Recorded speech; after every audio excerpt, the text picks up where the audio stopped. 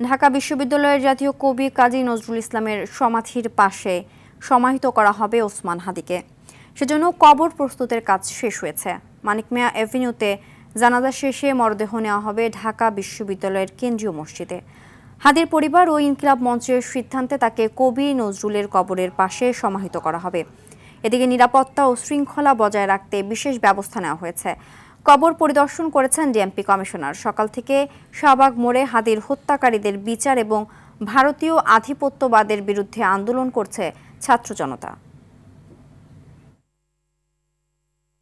হাদি ভাই এদেশকে ভারতীয় আধিপত্য মুক্ত করার লক্ষ্যেই এদেশের যুব সমাজকে বারবার একত্রিত করতে চেয়েছেন এবং করেছেন। দুর্ভাগ্যজনকবশতভাবে আমরা হাদি ভাইকে আজকে হারিয়ে ফেললাম, যেটা আমাদের বাঙালির জন্য হৃদয় বিদারক একটা ঘটনা। ন্যায়ের বাংলাদেশ, সত্যের বাংলাদেশ, যেখানে জুলুম থাকবে না, নির্যাতন থাকবে না।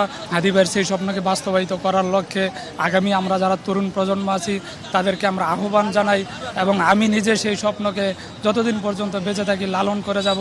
যে এই সরকার জুলাই যোদ্ধাদের এবং যারা রাষ্ট্রের গুরুত্বপূর্ণ ব্যক্তি এই ব্যক্তিদের নিরাপত্তা দিতে ব্যর্থ হয়েছে।